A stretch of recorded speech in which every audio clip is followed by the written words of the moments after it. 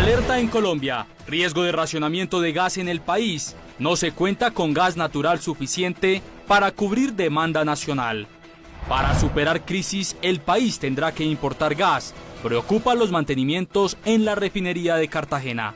Pese a inminente crisis, el Ministerio de Minas y Energía asegura que hay un plan para garantizar suministro de gas en Colombia. Colombia al borde de un apagón. Siguen los problemas de abastecimiento eléctrico en el país. Lanzan advertencias sobre la vulnerabilidad del sector. Corte Suprema de Justicia deja en firme libertad del expresidente Álvaro Uribe Vélez. Primera condena de la Jurisdicción Especial para la Paz contra exmilitares por falsos positivos. Histórico. Empresas transportadoras de carga con graves problemas financieros por excesiva carga tributaria. Noticentro 1 desde Cartagena, en el Congreso de Colpecar. En las noticias del entretenimiento, la modelo Daniela Álvarez lista para regresar a la Semana de la Moda de París. Colombia enfrenta un nuevo reto energético que pone en alerta al Caribe. Según ANDEC, la Asociación Nacional de Empresas Generadoras, el país podría afrontar un riesgo real de racionamiento de gas. Durante el Congreso de Asoenergía celebrado en Bogotá, la presidenta del gremio, Sandra Fonseca, alertó del inminente racionamiento de gas desde octubre en el país, a causa del mantenimiento de la regasificadora que se realizará entre el 10 y el 14 de octubre, y la falta de negociación del transporte para la importación del gas. Estructuralmente tampoco han entrado mayores proyectos de regasificación. Estamos hablando de que se requiere alrededor de un 50% más de capacidad de importación y no se han definido esos proyectos de regasificación para tener más gas.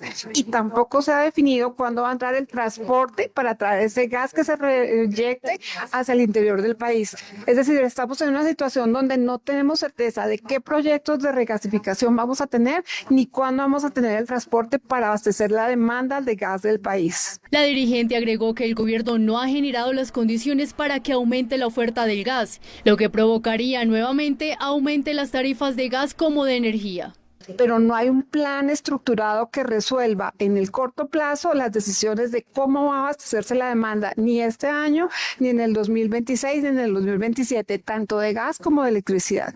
Desde Cartagena, varios gremios se pronunciaron sobre la crisis del sector del gas en el país. Andesco dijo que es inconcebible que Colombia, siendo productor de gas, tenga que importar solo por una política del gobierno antiexploratoria. Las térmicas son fundamentales para tener energía en firme y no le estamos dando el énfasis que se requiere en esto. Por su parte, Fenalcarbón dijo que las medidas del gobierno afectan una industria que es clave para la generación de energía del país. Y hay que ver es cómo las medidas de política pública hacia adelante van a permitir garantizar que el país en materia energética y en materia industrial no se apague, sabiendo que si no hay gas tenemos carbones. Ante la preocupación de gremios, el Ministerio de Minas y Energía sostuvo que ya se adoptaron las medidas para garantizar el abastecimiento de gas natural y energía eléctrica durante el mantenimiento programado en la planta de regasificación de Cartagena.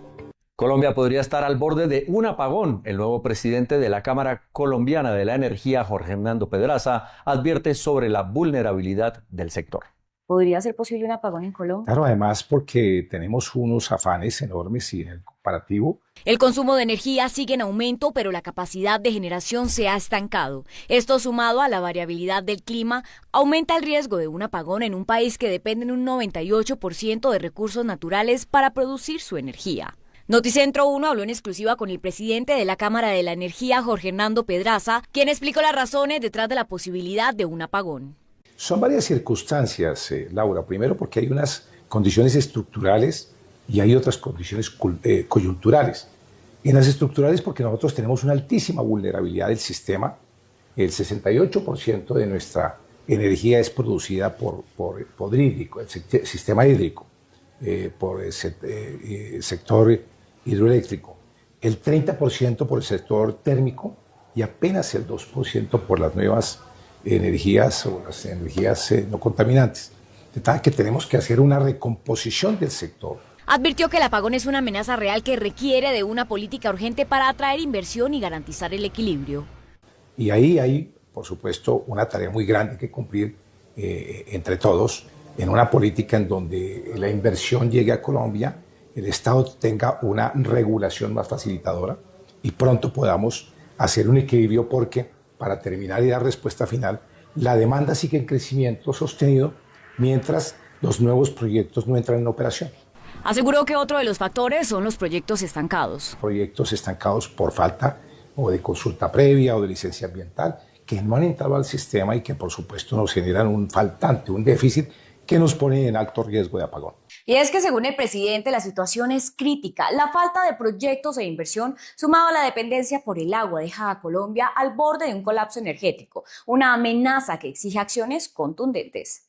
La Corte Suprema de Justicia dejó en firme la libertad del expresidente Álvaro Uribe Vélez mientras se resuelve la apelación a su condena en el proceso por manipulación de testigos.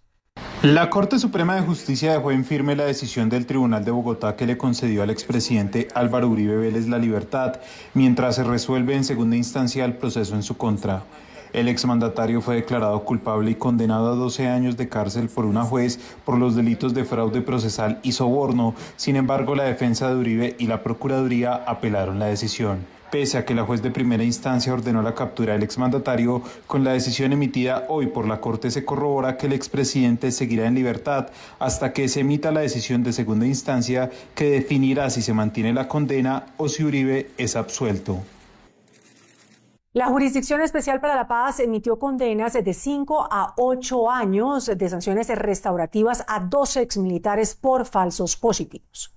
La Jurisdicción Especial para la Paz impuso la primera condena contra exmilitares implicados en ejecuciones extrajudiciales.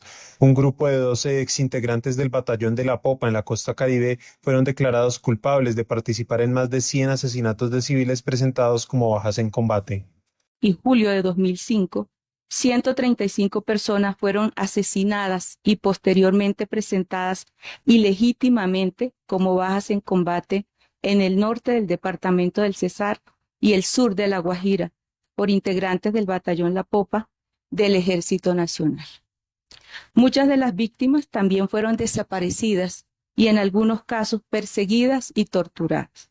La JEP impuso una sentencia restaurativa que consistirá en la construcción de centros urbanos de memoria y casas de cultura. Desarrollarán labores de carpintería, albañilería y adecuación de estructuras y mantenimiento de las mismas.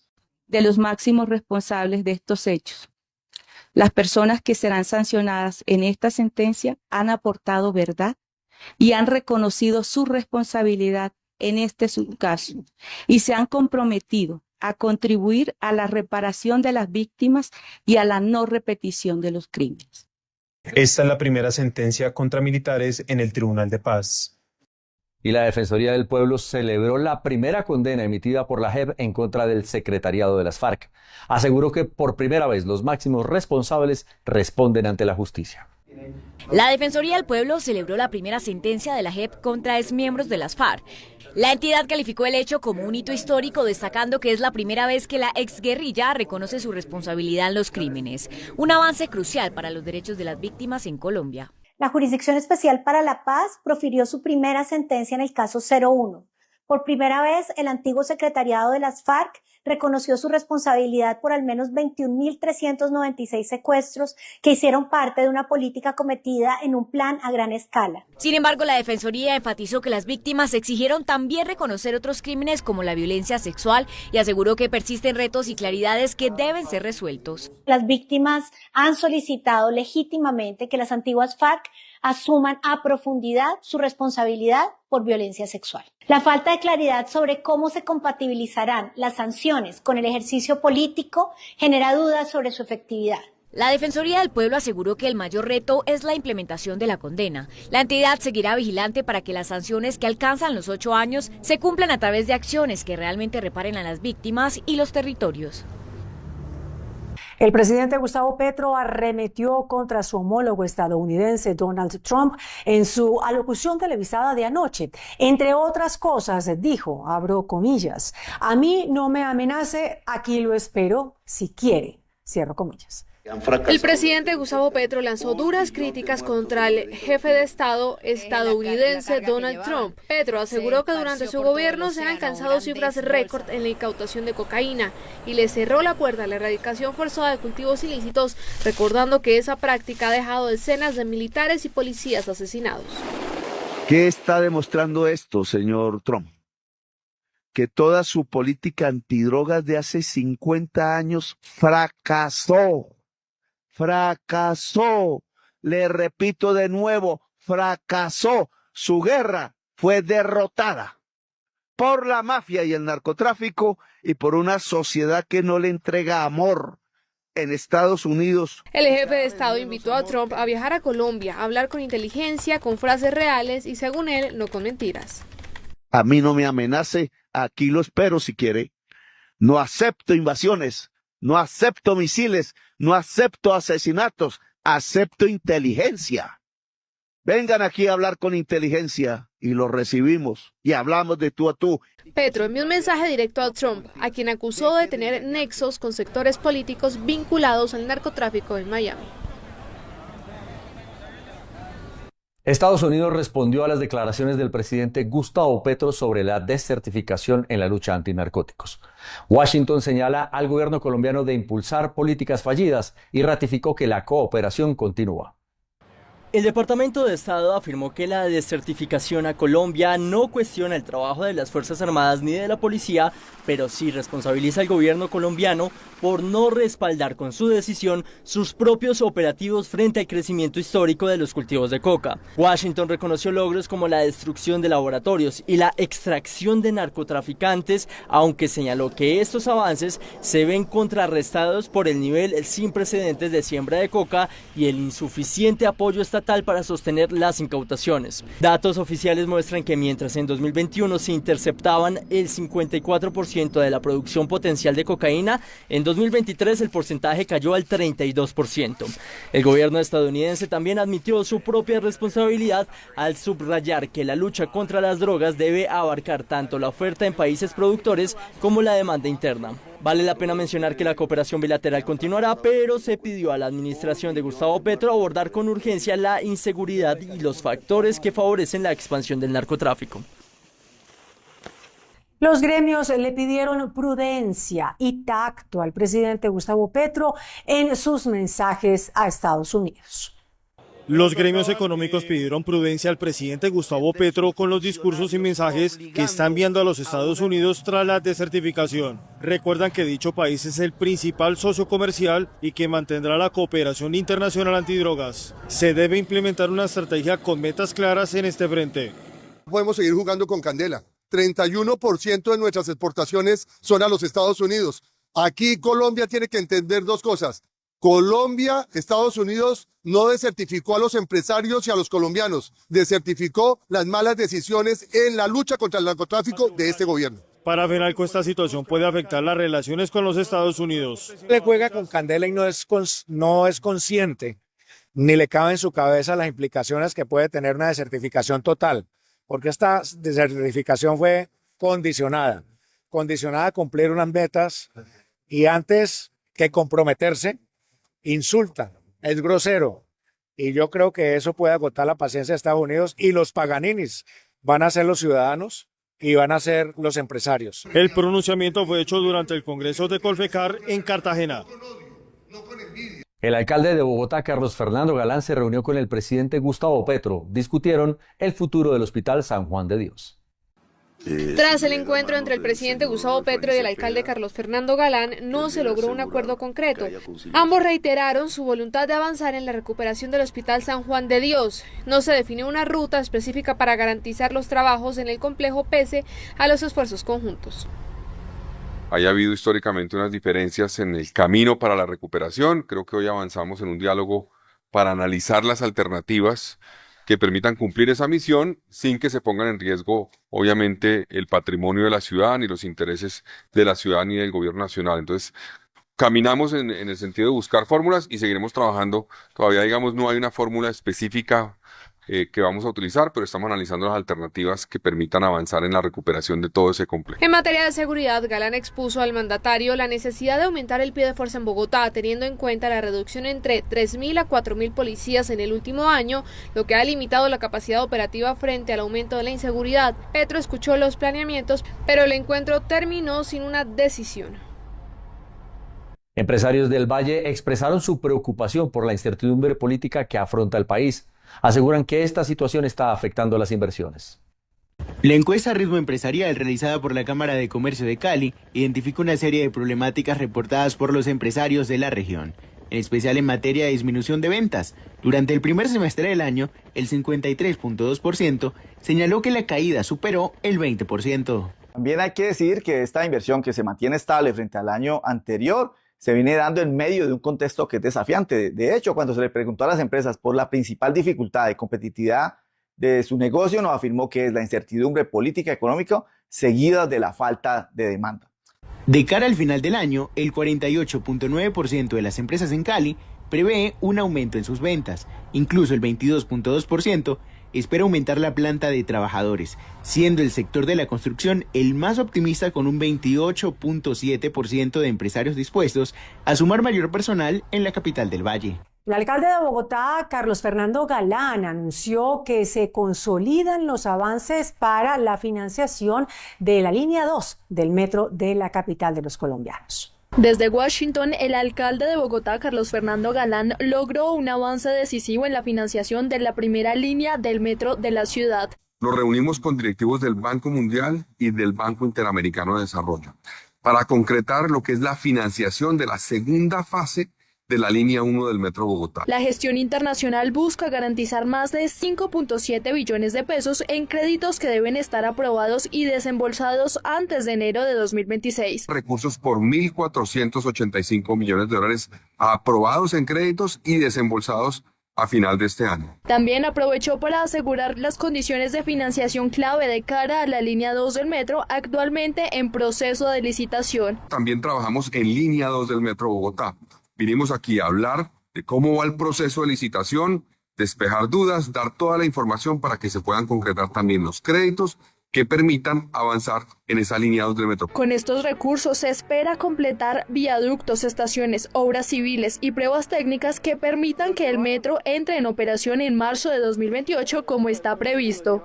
Congresistas de Cambio Radical y el Centro Democrático radicaron un proyecto que declara la seguridad energética como un derecho colectivo. En el Congreso de la República fue radicada una iniciativa para modificar la Ley 472 de 1998, declarando la seguridad energética como un derecho colectivo y a su vez que el Estado garantice la estabilidad del suministro de energía. Aquí tenemos la responsabilidad de que la seguridad energética del país no sea del gobierno de turno, que toma decisiones improvisadas, ideologizadas y que termina volviendo la energía una ideología. Aquí necesitamos una transición energética justa y responsable. 8.4 millones de colombianos no cuentan con acceso a este servicio, por lo que este proyecto también le apunta a impulsar una transición energética responsable, orientada a cerrar brechas. Nosotros le tenemos que apostar a que nuestra matriz energética sea robusta, duradera y firme. Aquí no nos podemos poner a inventar. Necesitamos, claro, de las energías eólicas y solares, pero necesitamos también de los hidrocarburos, de la minería. Esta iniciativa iniciará su tránsito en la Comisión Quinta de Senado. En una nueva jugada, el presidente Gustavo Petro intenta evadir el fallo del Tribunal Administrativo de Cundinamarca por no cumplir la cuota de género. En Noticentro 1 les contamos cómo se maneja la renovada designación de Juan Carlos Florián como ministro de la Igualdad. La renuncia de Juan Carlos Florián como ministro de la Igualdad abrió un nuevo capítulo en el gobierno. La presidencia publicó nuevamente la hoja de vida para que vuelva a ocupar este cargo, lo que generó críticas y cuestionamientos desde sectores políticos. Anunció acciones disciplinarias y penales por falta gravísima y fraude a resolución judicial. Frente a esto, Armando Benedetti, ministro del Interior, explicó que la suspensión es una medida temporal. El auto expedido por el Tribunal Administrativo de Cundinamarca suspende provisionalmente los efectos del nombramiento de Florián y no es una sanción en su contra. Florián mantiene su derecho de renunciar a un cargo o no, y el presidente de la República permanece con la potestad constitucional de designarlo en esa u otra cartera ministerial. La situación ha revivido el debate sobre los límites de las decisiones judiciales en relación con la facultad presidencial de nombrar ministros, mientras crecen las tensiones entre el Ejecutivo y la oposición por el manejo de la cartera de Igualdad. Terminó la primera mediación entre el gobierno del presidente Gustavo Petro y el Clan del Golfo. El gobierno de Qatar anunció hoy que se cierra la primera ronda de mediación entre el gobierno colombiano y el autodenominado Ejército Gaitanista de Colombia. Con el objetivo de promover la reconciliación y encontrar soluciones sostenibles a los desafíos crónicos planteados por los grupos armados en Colombia, incluyendo el desarme y la consolidación de la paz, también señala que las dos partes acordaron celebrar otra ronda de negociaciones en Doha en una fecha posterior. El Ministerio de Relaciones Exteriores de Qatar explicó que el proceso se llevó a cabo a petición del gobierno de Colombia bajo un esquema de construcción de confianza y diálogo integral. En el comunicado se resalta la importancia de respetar los derechos humanos, adherirse a la ley y garantizar la participación de todas las comunidades afectadas por el conflicto. El canciller también destacó el compromiso de su país para apoyar el desarrollo de Colombia, transformar las economías ilícitas y respaldar los esfuerzos del Estado para consolidar el monopolio de las armas. Desde el Congreso de Colfecar, que se realiza en Cartagena, la presidenta del gremio, Nidia Hernández, asegura que el gobierno está ahogando a esta industria con impuestos y pide el archivo de la ley de financiamiento. Muy buenas noches, segundo día del Congreso de Colfecar de los transportadores de carga, donde se presentó un diagnóstico preocupante sobre la carga tributaria sobre las empresas de este sector. El anticipo de impuestos anunciado por el Ministerio de Hacienda y Crédito Público tiene en riesgo la estabilidad financiera de varias empresas de esta industria. Esto ha afectado el flujo de caja, que aumentará la crisis si se aprueba la reforma tributaria. Las empresas reunidas en el Congreso de Colfecar advirtieron que la carga tributaria tiene ahogada a las empresas de esta industria. En primera medida, el decreto del Ministerio de Hacienda que anticipa el pago de impuestos de las retenciones a la fuente de 2026 para 2025 afecta la caja de las empresas. Ahora, con la idea de una ley de financiamiento o reforma tributaria, se agudiza la crisis del sector. El caso de que nos hayan subido el anticipo del impuesto de renta, como le digo yo, nos tienen mucha fe, porque piensan que vamos a generar utilidades futuras, cuando en realidad en los últimos años estamos viendo empresas que han solicitado la devolución precisamente de esos pagos de impuestos y se está tomando inclusive hasta 6 o más de 6 meses para que se los devuelvan. Y cuando lo devuelven ni siquiera es en dinero, sino que lo devuelven a través de unos bonos. Entonces realmente nos están sacando la plata del bolsillo cuando ni siquiera nos la hemos ganado. La dirigente argumentó que además del pago de impuestos, las empresas están recibiendo menores ingresos por las dificultades de operación debido a los atentados, bloqueos y paros armados. Las empresas tienen problemas de flujo de caja y al menos 131 compañías entraron en proceso de reorganización, con crecimiento del 5,6%. Nosotros estamos viendo en lo que va corrido del año 131 empresas, que es mucho mayor al 124 de todo el año del 2024. También la industria del carbón se sumó a la preocupación por la carga tributaria sobre las empresas. Pretende el gobierno nacional dejar firmada el acta de defunción de los carbones colombianos. Con todas estas medidas tributarias, definitivamente los carbones en Colombia están condenados a la desaparición, no por la vía de la falta de demanda, porque el mundo sigue consumiendo carbones y sigue consumiendo coques, sino por la caída de la competitividad por un efecto de excesiva tributación. El dirigente afirmó que el gobierno está afectando un producto esencial para la transición energética y una materia indispensable para la generación de energía. La visión de transición energética que nos han querido imponer en Colombia está basada muy en el concepto de Europa, y nosotros no somos Europa. Nosotros tenemos que atender nuestra realidad, y nuestra realidad se atiende con gas y con carbón. Se pide al Congreso el archivo de la reforma tributaria. Aquí en el Congreso de Colfecar se hizo presente el ministro de Defensa Nacional, Pedro Sánchez, que se refirió al proceso que adelanta el gobierno nacional con el Clan del Golfo. Sostiene que pese al proceso se mantendrá la ofensiva contra este grupo subversivo. No hay cese al fuego, aclaró el funcionario, y que se mantendrán todas las acciones contra este grupo armado. También se refirió a las denuncias y a los llamados que vienen haciendo los transportadores para que se garantice la seguridad en las carreteras del país.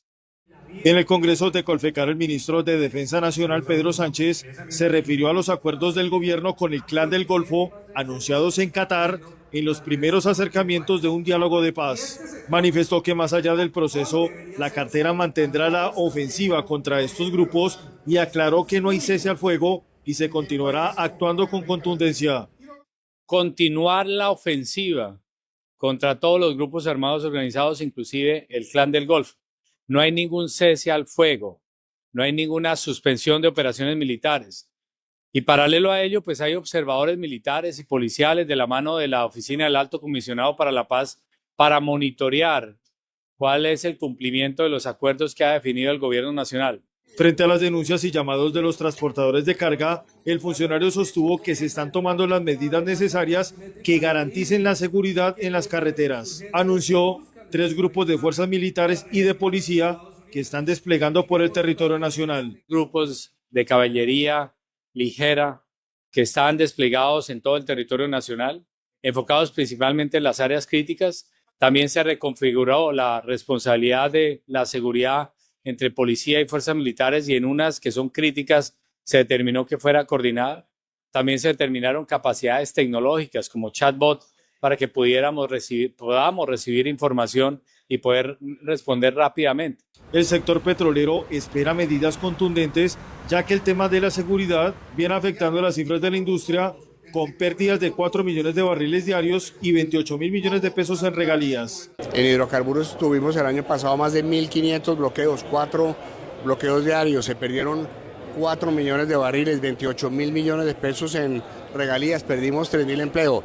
Ahí están las declaraciones del sector petrolero, que también se ha visto afectado por las situaciones de orden público en las diferentes regiones del país. Me despido desde la ciudad de Cartagena, desde el Congreso de Colfecar. Freddy Gómez, Noticentro 1. Colombia estrena el nuevo sistema de pago breve con más de 20 millones de llaves registradas.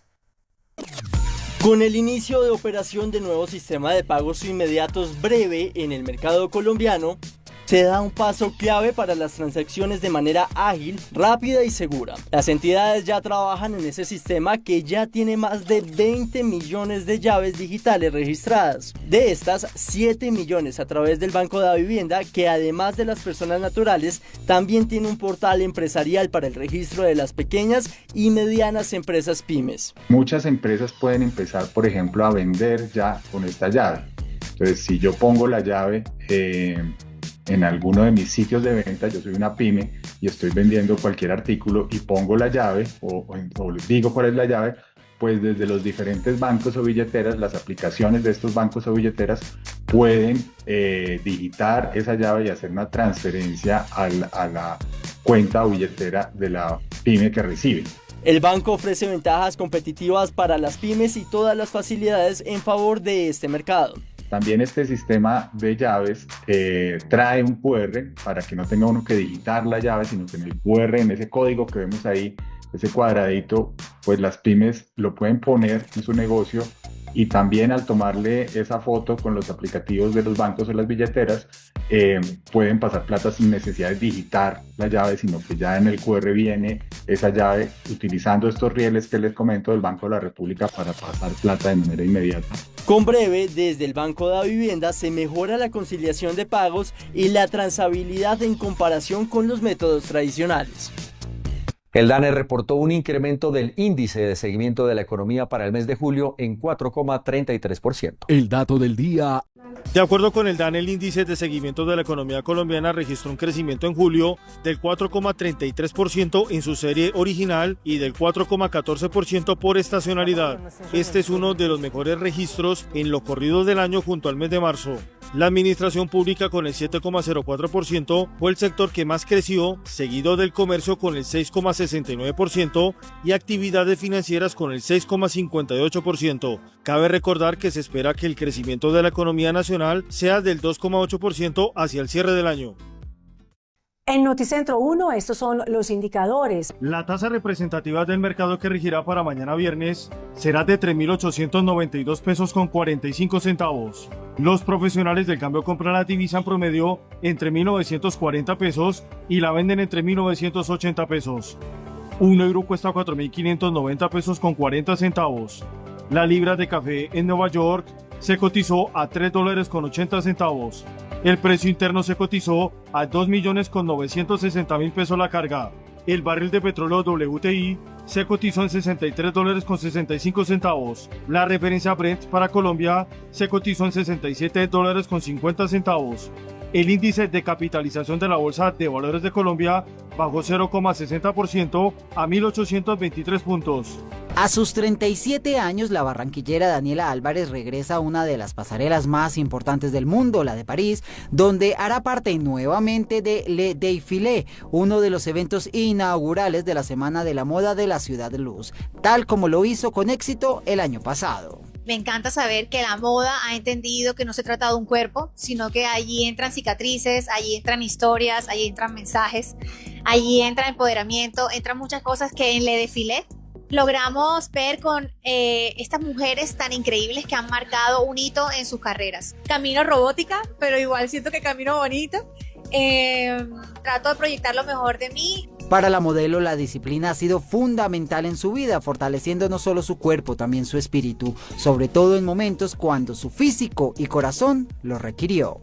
Yo entendí, gracias al deporte, entendí gracias a mi academia de baile, que uno puede desarrollar muchas habilidades en el cuerpo que hoy incluso me ayudan a poder llevar esta máquina, que es una prótesis que pesa 5 kilos, donde mi cuerpo, por la recordación tan increíble que tenía de los músculos, yo tengo el poder para poderla llevar. Con esta nueva incursión en las grandes ligas de la moda, Álvarez quiere enviar un mensaje poderoso.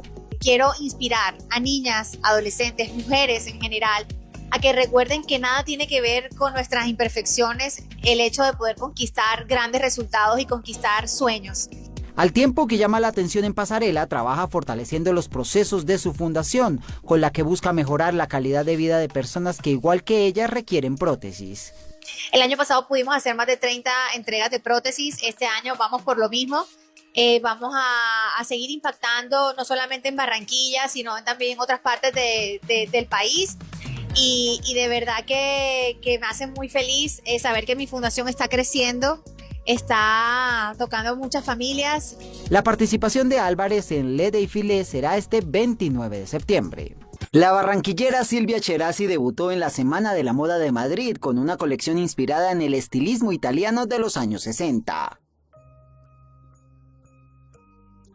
Utilizando una paleta de colores vivos y neutros, la diseñadora le apostó a los cortes limpios en vestidos largos, algunos con aberturas estructuradas, otros con escotes profundos. La psicodelia de la época se vio traducida en estampados tipo degradé y líneas, todo en prendas ceñidas al cuerpo de la mujer para destacar su figura. El esqueleto fosilizado de una marsopa, cuya antigüedad se estima entre 8 y 12 millones de años, fue hallado por paleontólogos en Perú, quienes aseguran que estuvo enterrado bajo tierra en un desierto de la costa central de ese país que alguna vez formó parte del antiguo Océano Pacífico. Este fósil nos permite interpretar cómo era la geografía del pasado, cómo es que los límites de la costa actual no eran siempre los mismos. Hace 8 millones de años era diferente el clima, diferente la línea de costa. La marsopa fue un pequeño mamífero marino familiar de los delfines y se caracterizaba por su cuerpo redondo, nariz chata y una pequeña aleta dorsal de forma triangular. Con 9 años de temporadas ininterrumpidas y más de 1 millón de funciones realizadas, Mujeres a la Plancha se ha consolidado como un referente indiscutible de la escena musical en Colombia. La fusión de lo mejor de las 2 últimas temporadas de Mujeres a la Plancha y las más exitosas, que son Con el Corazón y De Mil Colores. Esto es un espectáculo, como ya lo había mencionado anteriormente, un espectáculo muy atractivo visualmente, pero que también tiene muchas canciones que cantan las chicas de muchos géneros, con las cuales todos nos sentimos identificados. Este espectáculo no solo ha mantenido su fuerza, sino que también se ha convertido en una tradición cultural para quienes buscan revivir grandes canciones y sentimientos. De estas 2 temporadas, esta es la más exigente a nivel vocal, a nivel físico. ¿Por qué? Porque las canciones son grandes éxitos. Amanda Miguel, Yuri, bueno, digamos que es una gran exigencia a nivel física y a nivel vocal. En esta nueva edición especial, presentada por el Teatro Nacional La Castellana bajo el nombre Con el Corazón de Mil Colores, se fusionan las 2 últimas y más exitosas temporadas del espectáculo.